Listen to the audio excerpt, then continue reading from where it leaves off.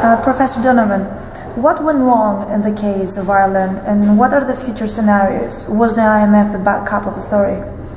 What went wrong in Ireland in a simple but profound sense was that we had an enormous property bubble from which everybody benefited, the government, people, and as a result our expenditures rose to an unsustainable level, which was based to a large extent on the property bubble keeping going forever.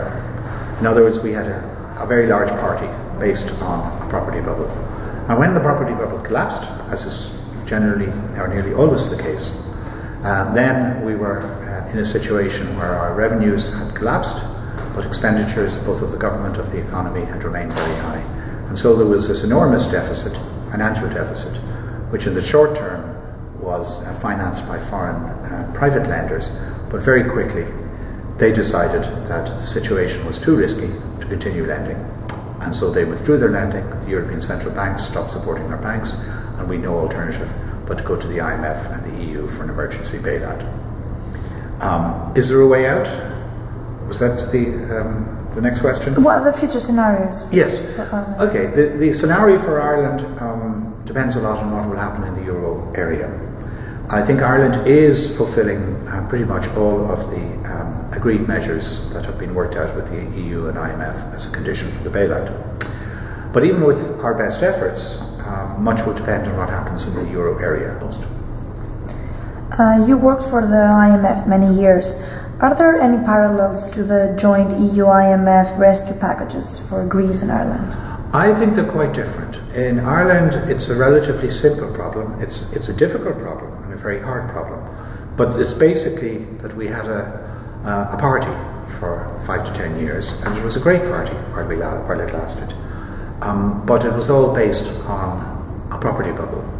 And once the property bubble collapsed, in a sense, the party was over, and somebody had to pay the bill for the party. And that's what we're going through now. But it was a short-term phenomenon. It's very costly to those in Ireland now who are faced with this situation. And there's a lot of controversy about who should pay this bill, the Irish people or others outside Ireland and so on. But it's conceptually and analytically not a very complex problem. On the other hand, Greece, I think, is a much more deep problem, because in Greece the problems are of a structural nature. They're to do with the regulated economy, absent of entrepreneurship, huge difficulties in collecting taxes, and this goes back 30 or 40 years. It's not a recent phenomenon. Ireland actually doesn't have those kind of structural problems. We're not a highly regulated economy, we're fairly entrepreneurial, we have a very good tax system. So I see them as different, and that's why, as our Irish politicians continuously say, Ireland is not Greece. We are actually addressing our problems in a fairly decisive way. Greece, for understandable historical long-standing reasons, is having great difficulties in changing the basic structure and approach to economic policy. And that's why the prospects for the Greek bailout being successful are not, I think, as high as for Ireland. Is there a way out for Europe, or it is a crisis with no end, given the situation right now in Italy and Greece? I think there is. I think if you look at the euro area as a whole, there are two quite separate problems. One is the problem of how to deal with the mistakes that have been accumulated over the last 10 years, which have led to these large debts accumulated by many countries, Ireland and Greece, Italy and Spain and so on. And something has to be done about that. And there are various schemes, as you know, that are in place. I think it'll probably require more funding from the IMF or from Europe, probably more from the IMF, maybe involving extra funding from Brazil and China and other countries.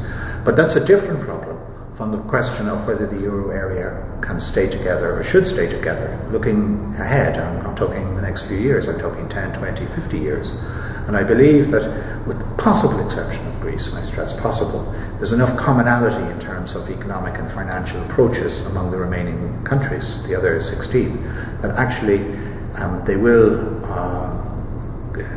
continue to hold the view that it is the benefits of a currency union are so high, and we've seen that over many years, that actually those are worth preserving. Now, what one of course wants to do is to avoid a repetition of what has happened in the last 5 or 10 years, and that's where the fundamental changes in the architecture of the euro area are under, as you know, active discussion just last week at the summit.